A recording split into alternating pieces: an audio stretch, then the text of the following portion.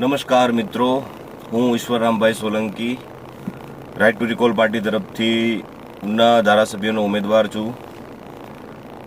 આજે હું right to recall party દ્વારા પ્રસ્તાવિત 31 કાયદાઓનું સંક્ષિપ્તમાં વર્ણન કરીશ.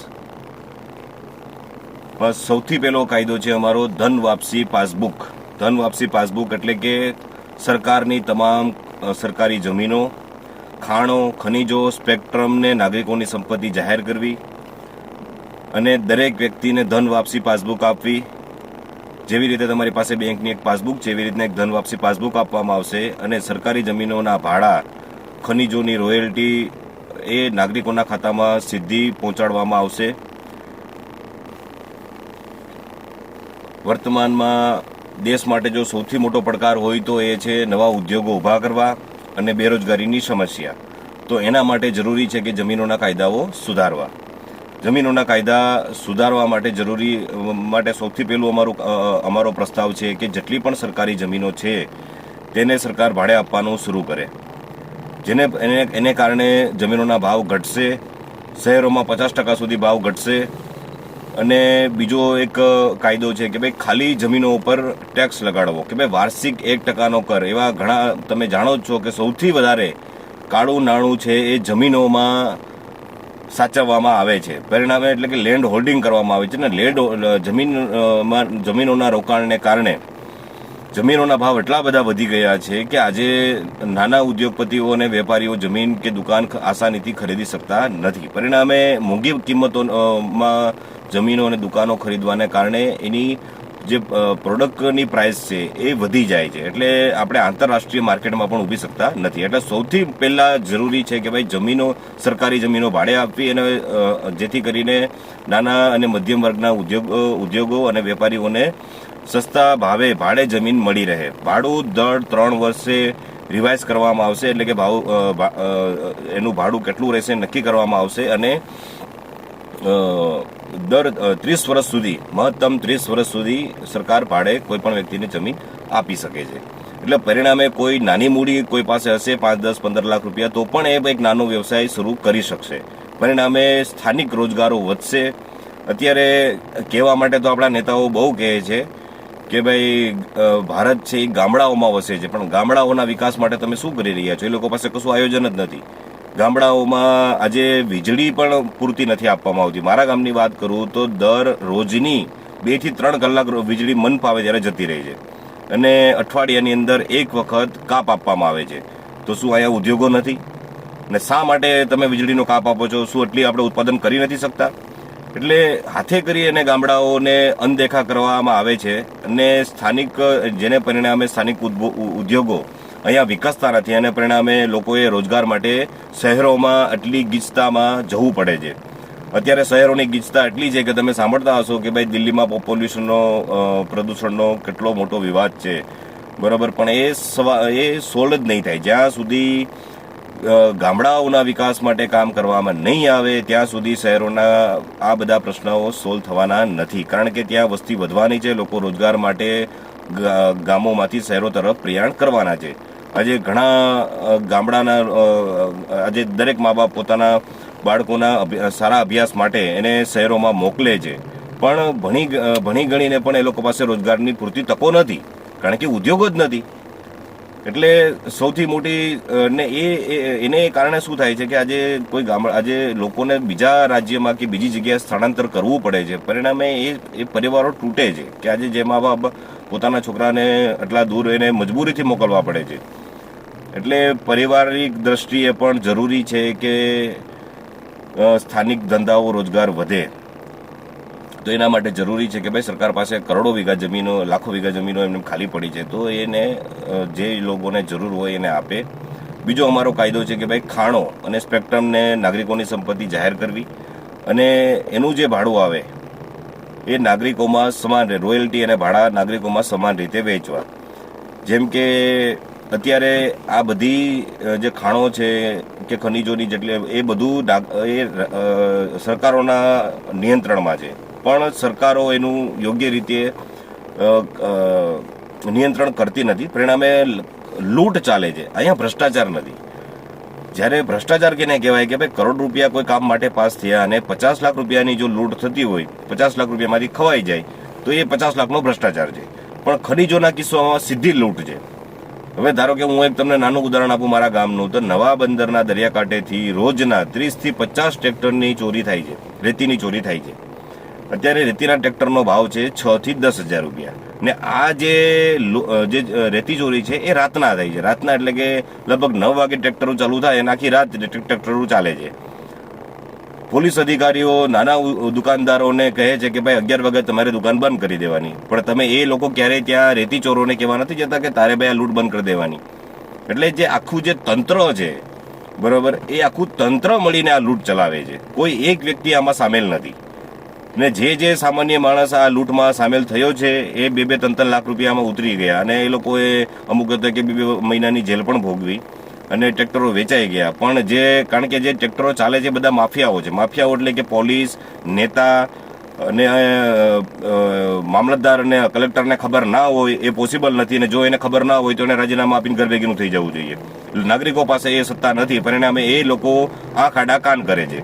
ને કદાચ તમે બહુ વધારે ફરિયાદ કરશો તો એ 2 ટ્રેક્ટર પકડી અને આપણને બતાવશે કે જુઓ અમે તમારી ફરિયાદ ઉપર કામ કર્યું.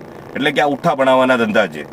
હું તમને થોડા સમય પહેલાની વાત કરું તો એક ક્યાંક કચ્છ જિલ્લાની અંદર 3 જેસીબી એક ઉપર એક મૂકો ને એટલી ખાણ ખોદી અને લગભગ 50 વીઘાની ખાણ હશે પથ્થરની, એ આખી સાફ કરી નાખી, બરોબર. અને એના પછી પોલીસ દ્વારા ત્યાં રેડ પાડવામાં આવી અને એક જેસીબી, એક ટ્રક અને લગભગ એક ગાડી કેવું કંઈક હતું. એટલે એ 2-3 વાહનો પકડવામાં આવ્યા અને ડીજીપી દ્વારા, આશીષ ભાટિયા દ્વારા એક ટ્વીટ કરીને કહેવામાં આવ્યું કે કુડોઝ ટુ ગુજરાત પોલીસ. એટલે મેં એને કમેન્ટમાં લખ્યું કે ભાઈ આ ઉઠ્ઠા બનાવવાના ધંધા બંધ કરો. આખી ખાણ ખવાઈ ગઈ, આખી ખાણ કપાઈ ગઈ ને પછી તમે ગુજરાત પોલીસની વાહવાહી કરો છો. તો જ્યાં સુધી એ ખાણ જ્યારે કાપવાનું શરૂ થયું ત્યારે તમે ક્યાં હતા? આજે તમને એક હેલ્મેટ પહેરીને કોઈ વ્યક્તિ વગર હેલ્મેટ વગર કોઈ વ્યક્તિ જાય છે તો એ તમને દેખાઈ જાય છે. લાયસન્સ પીયુસીની તમને દેખાય છે, પણ કરોડો રૂપિયાની રેતી ચોરી અને કરોડો રૂપિયાની ખનીજ ચોરી થઈ છે એ તમને દેખાતી નથી. આ જે મેં તમને વાત કરી એ ઇલીગલ લૂંટ છે કે એમાં સરકારને એક પાચિયા ભરની કમાણી નથી.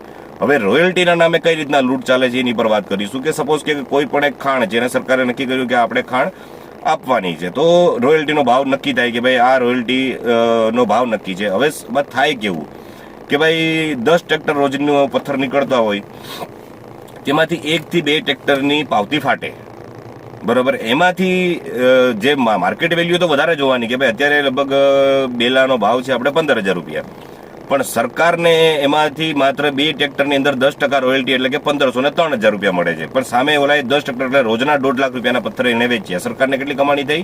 3,000 રૂપિયા. આ લીગલ ક્રાઇમ છે અને આ લૂંટમાં બધા જ સામેલ છે, કોઈ બાકી નથી, કોઈ અપવાદ નથી. કોઈ એમ કીધું હોય કે મને ખબર નથી તો ભાઈ તું રહેવા દે એમ, કારણ કે ખબર ના હોય એવું બને જ નહીં, બરાબર. જે લોકો વ્યવસ્થામાં બેઠા છે એને આ બધી વાતની ખબર છે, છતાં પણ આ ખાડા કાન કરે છે. હવે મોટા લેવલે તમને સ્કેમની વાત કરું તો આઝાદી ના સમયે અંગ્રેજોએ રતન ટાટા ગ્રુપને, ટ્રસ્ટને એક જમીન આપેલી, ઝારખંડની અંદર એક ખાણ આપેલી કોલસાની, જેનું ભાડું છે 1 એકરનો 1 રૂપિયો વાર્ષિક.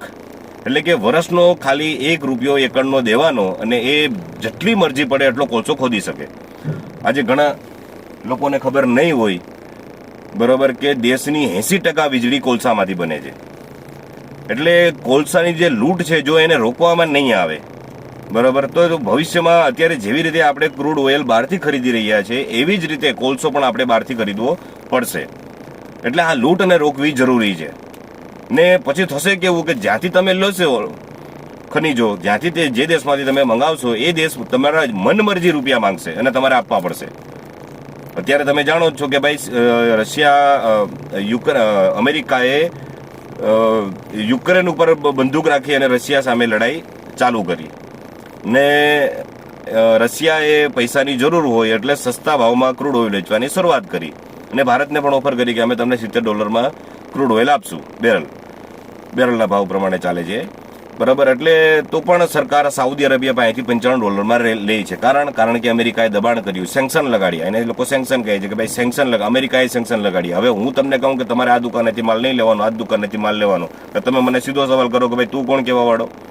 તો આપણો મુદ્દો એ જ છે કે ભાઈ અમેરિકા ભારતને સલાહ દેવાવાળું કોણ, આપણે ક્યાંથી લેવું ક્યાંથી ન લેવું એ કહેવાવાળું અમેરિકા કોણ? પણ અમેરિકાની એટલી હિંમત થાય છે કારણ કે અમેરિકા પાસે શક્તિ છે, શક્તિશાળી હથિયારો છે, 80 દેશોની અંદર પોતાના મિલિટરી બેઝ છે, એટલે તાકાત છે એની પાસે કે જેને કારણે એ આખા વિશ્વના કોઈ પણ દેશને દબાવી શકે છે. અને અમેરિકા એકલું નથી, અમેરિકા, ઇંગ્લેન્ડ, ફ્રાન્સ, નાટો એટલે જે 56 દેશો કંઈક છે એનું આખું સંગઠન છે. એટલે એ બધા ભેગા મળી અને જે વિકાસશીલ દેશો છે એ બધાને કમજોર કરવા માટે આવા બધા સેન્કશનો લગાડે છે. એટલે ભારતની સૈન્ય શક્તિ મજબૂત નથી. એટલે ભારતની સૈન્ય શક્તિ મજબૂત કરવા માટે જે ભ્રષ્ટાચાર છે, જે ખનીજોની લૂંટ છે એને રોકવી જરૂરી છે. એટલે ખનીજોની લૂંટને જો રોકવામાં આવે તો દેશમાં તો મિલિટરીને પણ એટલા પૈસા મળે અને નાગરિકોને પણ પૈસા મળે. આજે મેં તમને જેમ ઉદાહરણ આપ્યું કે ભાઈ નવા બંદરથી રોજના 30 થી 50 ટ્રેક્ટર નીકળે, બરાબર, તેમાં રોજથી અત્યારે ટ્રેક્ટરનો ભાવ છે 6,000 થી લઈને 10,000 રૂપિયા, ને આ બધું 2 નંબરમાં ચાલે છે. સરકારને એક પાંચિયા એક પાવલીની પણ કમાણી નથી. એટલે આ લૂંટને જો રોકવામાં આવે તો ઉનાના ખાલી આપણે હું તમને ઉદાહરણ તરીકે સમજાવું છું. અમારો જે મુદ્દો છે એ આખો દેશનો છે કે ભાઈ દેશની તમામ સરકારી જમીનો, ખાણો, ખનીજોને નાગરિકોની સંપત્તિ જાહેર કરવી અને એને જે પણ ભાડા અને રોયલ્ટી આવે એ નાગરિકોમાં સમાન રીતે વેચવી અને એમાંથી 65% છે એ નાગરિકોમાં સમાન વેચી અને 35% છે એ મિલિટરીને આપવી, મિલિટરીમાં જશે. બરાબર. હવે અત્યારે નવા બંદરનું ઉદાહરણ આપું તમને તો નવા બંદરની અંદર રોજના 30 થી 50 ટ્રેક્ટરની રેતીની ચોરી થાય છે. તેમાંથી સમજી લો કે અત્યારે 6 થી 10,000 રૂપિયા ભાવ છે, તો 50 ટ્રેક્ટર લેખે આપણે 6,000 ગણીએ તો 3 લાખ રૂપિયા થયા. બરાબર. બાકી બધું માટે પછી એટલે આપણે રાઉન્ડ ઓફ મતદારો છે આપણા ઉનાના 2,58,000. એટલે આપણે એમ ગણીએ કે ભાઈ 2,58,000 રૂપિયાની ચોરી થાય છે, તો દરેક ઉનાના નાગરિકને 1 રૂપિયો મળ્યો, મહિનાના થયા 30 રૂપિયા. હવે આવી મેં તમને એક એક્ઝામ્પલ આપ્યું કે ભાઈ નવા બંદરના 90% લોકોને ખબર નથી કે ભાઈ આની કિંમત કેટલી છે, ના અહીંયા કેટલી મોટી લૂંટ ચાલે છે. તો તમને સ્વાભાવિક તો તમને પણ ખબર નહીં હોય કે ભાઈ તમારી આજુબાજુ જે ખાણો કપાઈ રહી છે એમાંથી કેટલો માલ નીકળી રહ્યો છે અને એની કિંમત શું છે. આજે બેલાનો ભાવ છે 15,000 રૂપિયા, 15, 20, 25 જેવી ક્વોલિટીઓ ભાવ. એટલે આ જે લૂંટ છે એ સૌથી મોટી લૂંટ છે. અને આપણા નેતાઓ, અધિકારીઓ એની જો સૌથી 2 નંબરની મોટી કમાણીનો જો કોઈ સ્ત્રોત હોય તો એ છે ખનીજોની લૂંટ. એટલે આ લૂંટને રોકવી જરૂરી છે. એનાથી 2 ફાયદા થશે કે ભાઈ એક તો લોકોને પૈસા મળશે અને બીજા નંબરમાં મિલિટરીને પણ પૈસા મળશે. અને લોકોને પૈસા મળશે એટલે દેશની ગરીબી દૂર થશે કે ભાઈ દરેક વ્યક્તિને જે પણ આજે દેશ નાગરિકોનો છે તો દેશની જે સંપત્તિઓ છે, જે કુદરતી સંપત્તિઓ છે પણ નાગરિકોની છે, તો એ નાગરિકોને એનો હિસ્સો છે એ મળવો જોઈએ. આ અમારો મત છે. બરાબર. એનાથી ફાયદા એ થશે કે આજે નવા બંદરના લોકોને એમાંથી પાંચું મળતું નથી, તો ભાઈ એ કદાચ આખું શું કહેવાય કે બધું લૂંટી લઈને તો એ લોકો કોઈ યોજના જવાના નથી કે ના કોઈ અરે બાંધવાના નથી, કારણ કે એમાં પોલીસ છે, નેતાઓ છે, અધિકારીઓ છે, બધા જ ભેગા થઈને લૂંટે છે. એટલે સામાન્ય માણસે અવાજ ઉઠાવવાનો નથી. પણ જ્યારે લોકોને પૈસા મળવાનું શરૂ થાય કે ભાઈ આજે દરેક વ્યક્તિને 3 થી 4,000 અમે જે કહીએ છીએ કે ભાઈ ગણતરી પ્રમાણે કે સરકારી જમીન, એ બધા જો એને પૈસા મળવાનું શરૂ થાય તો ગામના લોકો તાત્કાલિક જઈને કહી શકે કે ભાઈ અમારા પૈસા છે, તું લૂંટવાવાળો કોણ.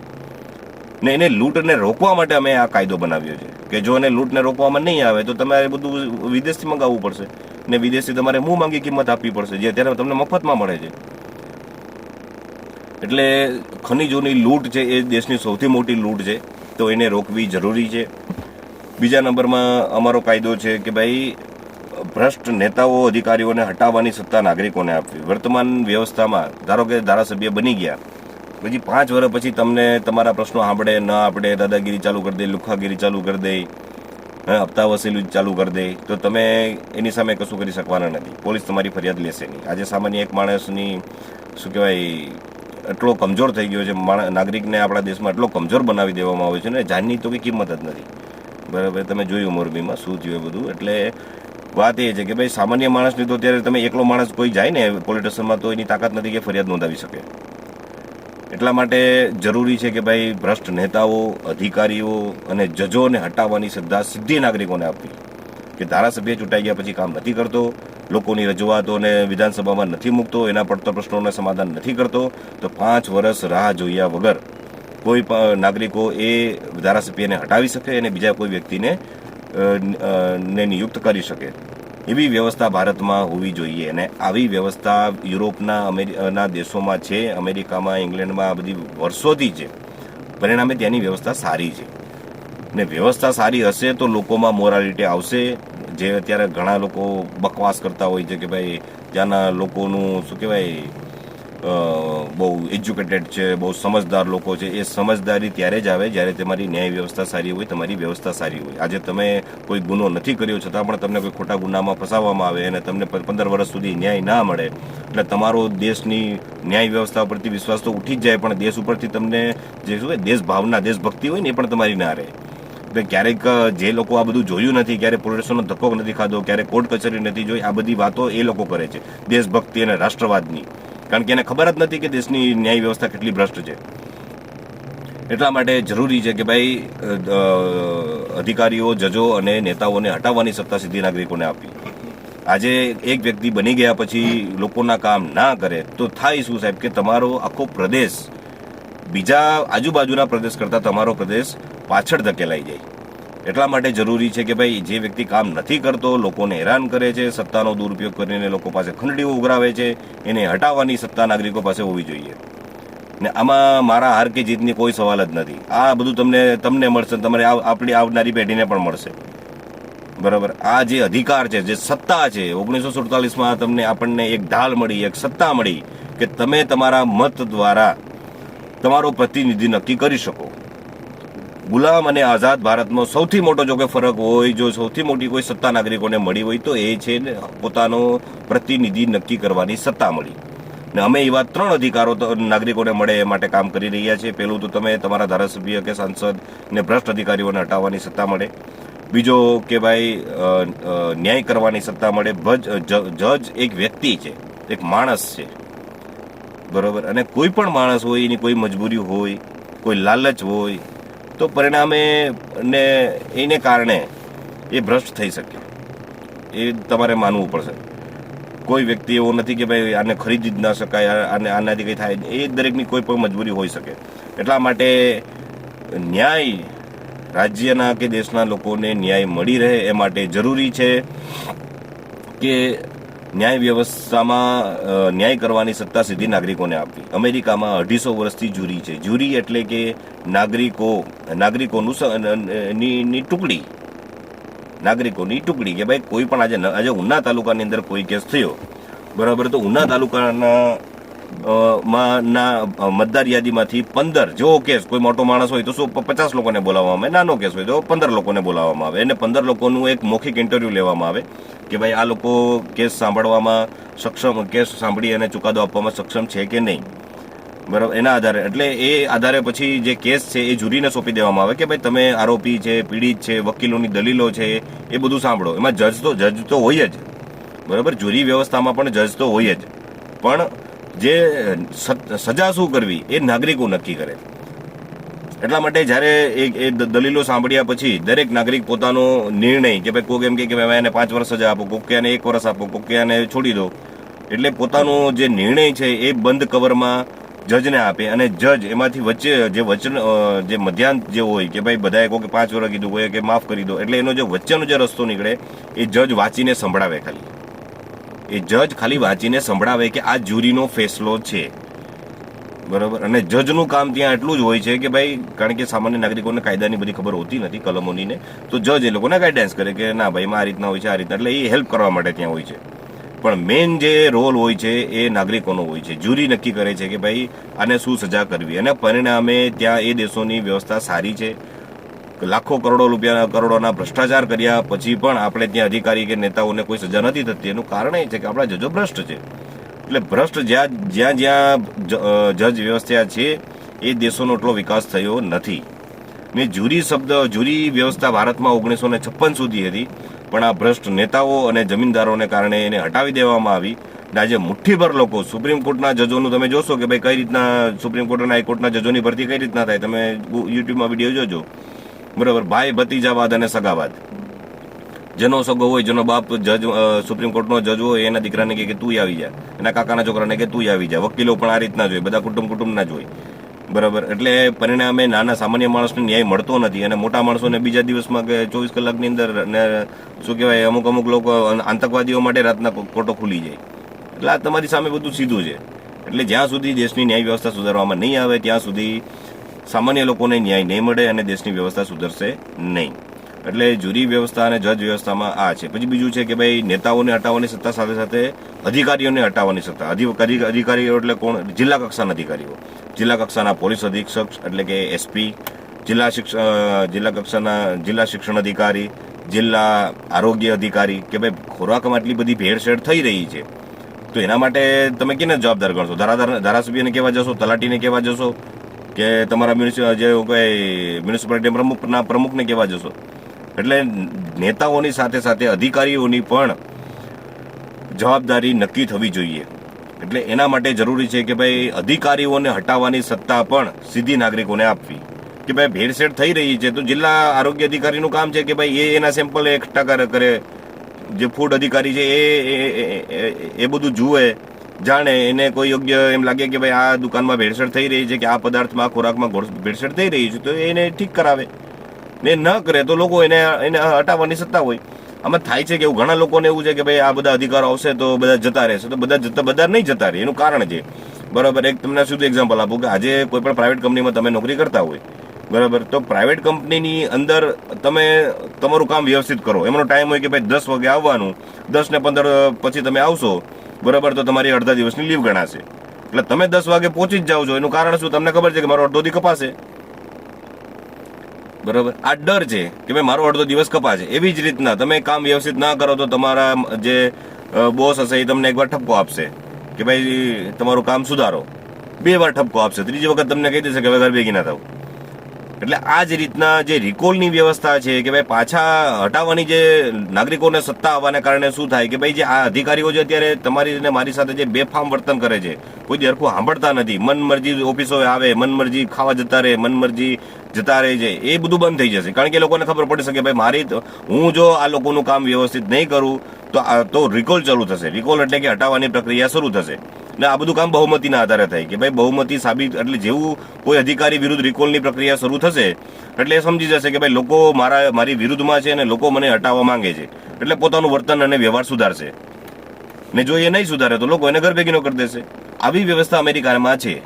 ને અમેરિકામાં દર વર્ષે 400-500 લોકોની અધિકારીઓ, જજો અને નેતાઓની સામે રિકોલ થાય છે. એમાંથી બહુ ઓછા સફળ થાય છે. એનું કારણ એ છે કે એ લોકો સુધરી જાય છે ત્યાં તો એમ બરાબર. એટલે બહુમતના આધારે નક્કી થાય છે. અને અમારા કાયદાઓમાં બધું લખેલું છે કે ભાઈ એસપી ક્યારે ક્યારે હટાવવો, ધારાસભ્યને ક્યારે હટાવવો, સાંસદને કઈ રીતના હટાવવો, કેટલા ટકા બહુમતી જોઈએ. એટલે એ બહુમતીના આધારે તમામ નિર્ણયો લેવામાં આવશે. કોઈ 5 જણાને એમ થાય કે ભાઈ આને મારે હટાવી દેવો છે તો એવું ના હોય બરાબર. દરેકને વોટ વાપસી પાસબુક આપવામાં આવશે અને વોટ વાપસી પાસબુક લઈ અને તમે તમારી તલાટી કચેરીમાં જઈ શકો છો. અને તલાટી કચેરીમાં તમે તમારો મત કે ભાઈ આજે ધારો કે ઉનાની વાત કરું તો કે ભાઈ ઉનામાં કોઈ પણ પાર્ટીનો ધારાસભ્ય બને છે બરાબર, અને ધારાસભ્ય વ્યવસ્થિત કામ નથી કરતા અને ચૂંટણી પૂરી થઈ ગયા પછી સીધું બીજા કોઈ ઉમેદવારને, બીજા કોઈ વ્યક્તિને લાગે છે કે ભાઈ મારે ધારાસભ્ય બનવું છે. એટલે લોકો શું થશે કે ભાઈ જેવી ચૂંટણી પૂરી થયા પછી જ બરાબર લોકો કોઈ પણ વ્યક્તિ કે ભાઈ આજે ધારાસભ્ય ચૂંટાઈ ગયા પછી આજુબાજુના વિસ્તારોની મુલાકાત નથી લેતો, એનું નથી સાંભળતો, કામ નથી કરતો, તો કોઈ પણ વ્યક્તિ ઉમેદવાર તરીકે પોતાનું ઉમેદવારી પત્ર જિલ્લા કલેક્ટર કચેરીમાં રજૂ કરશે અને જિલ્લા કલેક્ટર કચેરી એનું નામ વેબસાઇટ ઉપર મૂકશે. એના પછી તમારી પાસે જે વોટ વાપસી પાસબુક આપવામાં આવેલી છે એ વોટ વાપસી પાસબુક લઈને તમે તલાટી કચેરીએ જશો અને તલાટી કચેરીએ તમે કે ભાઈ આ વ્યક્તિને મારે હટાવો, તમે તમારી સ્વીકૃતિ આપશો કે ભાઈ આ જે ધારાસભ્ય છે એને મારે હટાવવા છે અને આ ભાઈ કે ઉમેદવાર ધારો કે કોઈ 5 જણાએ પોતાનું ઉમેદવારી પત્ર નોંધાવ્યું, 5 જણાને ધારાસભ્ય બનવું છે તો એણે પોતાનું ઉમેદવારી પત્ર ત્યાં નામ આપ્યું છે તો તમને તલાટીમાં બતાવશે કે ભાઈ એટલા 5 ઉમેદવાર છે, તમારે કોને મત આપવો છે, કોની સ્વીકૃતિ આપવી છે. તમે કહો કે ભાઈ આ વ્યક્તિને મારી સ્વીકૃતિ, તમે મહત્તમ 5 લોકોને આપી શકો બરાબર. એટલે કોઈ પણ વ્યક્તિને એને હટાવવા માટે તમે કીધું અને બીજા વ્યક્તિને તમે સ્વીકૃતિ આપવા માટે કીધું. તો એવી જ રીતના જે સામાન્ય લોકો છે એને 3 રૂપિયા આપવા પડશે અને બીપીએલ કાર્ડ હશે ને જેની પાસે એને 1 રૂપિયો આપવો પડશે તલાટીમાં જ્યારે પોતાની સ્વીકૃતિ નોંધાવવા જાય ત્યારે. એટલે આના હિસાબે શું થશે કે ભાઈ ધારાસભ્યને મેસેજ જશે કે ભાઈ કે ભાઈ લોકો આ ગામમાં લોકો મારી વિરુદ્ધમાં છે. એટલે થશે શું કે ભાઈ ધારાસભ્ય ગામમાં આવીને લોકોની સમસ્યા સાંભળશે, એ આવશે કાં તો એના કાર્યકર્તાઓને મોકલશે કે ભાઈ શું તકલીફ છે આ ગામમાં જરા પૂછાવો. બરાબર. એટલે પરિણામે જે રિકોલની વ્યવસ્થા છે એને કારણે એ સુધરશે ને એ જે આજે ગામમાં 5-5 વર્ષ સુધી કોઈ આંટો મારવા નથી આવતા એ બધા દોડતા થઈ જશે. એટલે જે વ્યક્તિ ને કદાચ એ કામ નહીં કરે તો લોકો બધા ગામમાં વાત જશે કે ભાઈ આને હટાવી દો અને ઓલો ભાઈ સારો છે તેને બનાવી દો. એટલે 5 વર્ષ પહેલા હટાવવાના ડરને કારણે વ્યવસ્થા સુધરશે. બરાબર. એટલે એ માટે જરૂરી છે કે ભાઈ દેશમાં ભ્રષ્ટ નેતાઓ, અધિકારીઓ અને જજોને હટાવવાની સત્તા સીધી નાગરિકો પાસે હોવી જોઈએ. અમેરિકામાં અને ઇંગ્લેન્ડમાં અને યુરોપના ઘણા દેશોમાં નાગરિકો પાસે આ સત્તા છે.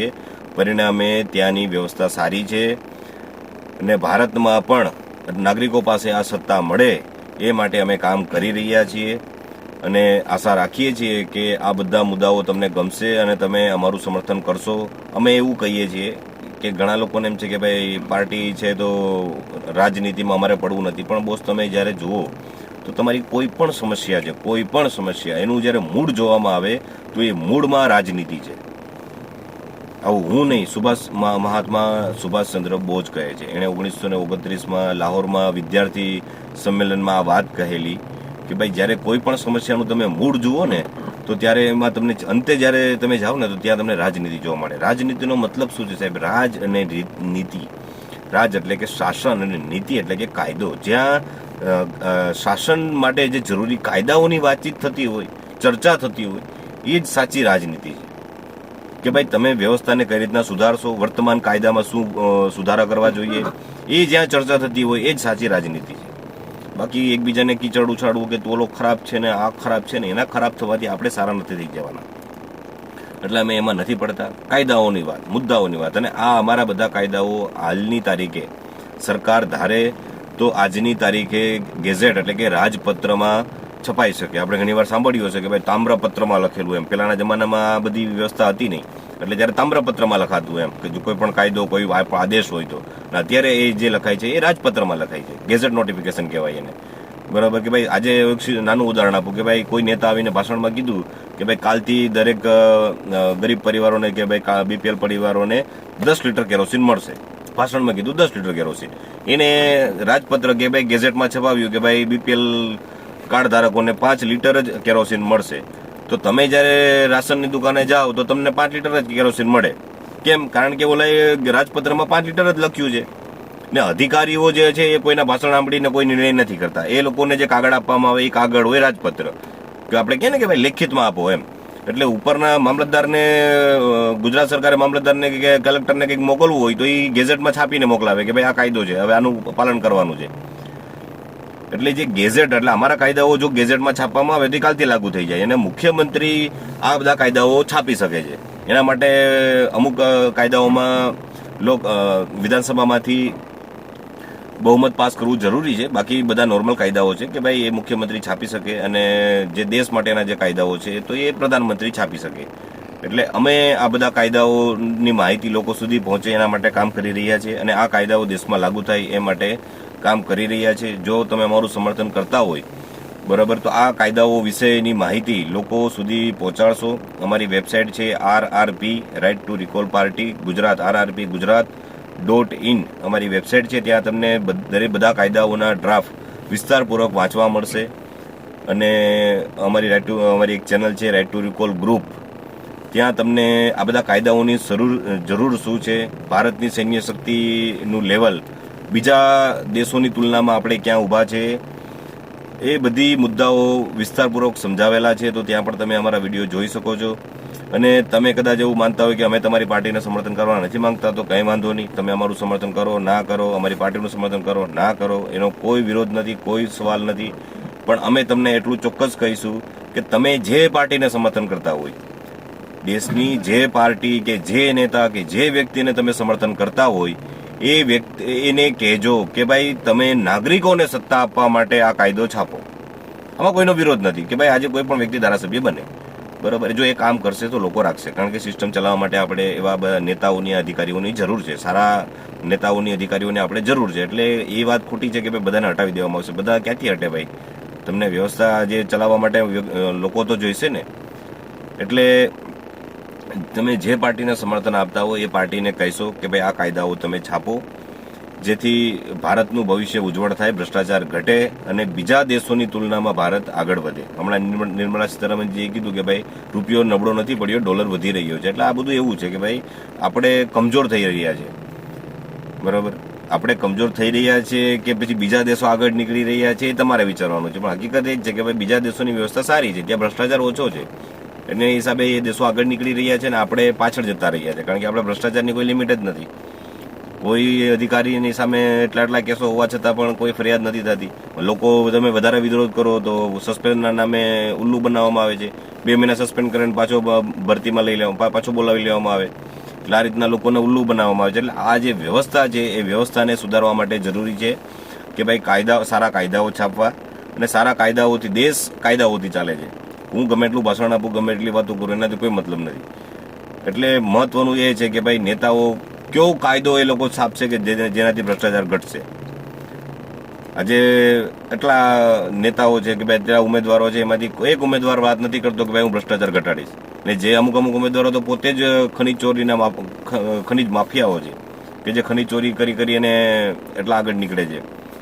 એટલે મહત્વનું એ છે ભાઈ કે નક્કી તમારે કરવાનું છે કે તમારે શું જોઈએ છે, તમે આવનારા ભવિષ્યને શું આપવા માંગો છો. જો વ્યવસ્થા સારી હશે તો આવનારું ભવિષ્ય પણ સારું હશે. બાકી મોરબી પુલમાં તમે જોયું કે ભાઈ ભ્રષ્ટાચારમાં બધા મરે, હિન્દુ મરે, મુસલમાન મરે, ગરીબ મરે, અમીર મરે, બધા જ મરે. ભાજપવાળા મરે, કોંગ્રેસવાળા મરે, આમ આદમી પાર્ટીવાળા મરે અને રાઇટ ટુ રિકોલવાળા મરે. એટલે વ્યવસ્થા સુધારવા માટે શું કરવું જોઈએ, આપણે સાથે મળીને એ વિચારવું જોઈએ. અને એના માટે કયા સારા કાયદાઓ છે એ કાયદાઓ ઉપર ચર્ચા થવી જોઈએ અને આપણા નેતાઓને કહેવું જોઈએ કે ભાઈ તું આ કાયદા છાપ. આશા રાખું છું કે વિડીયોમાં મારા દ્વારા જે માહિતી આપવામાં આવી એનાથી તમે સંતુષ્ટ હશો. ને આગળ પણ એવી કોઈ જરૂરી માહિતી હશે તો હું આપ સાથે શેર કરતો રહીશ. ધન્યવાદ.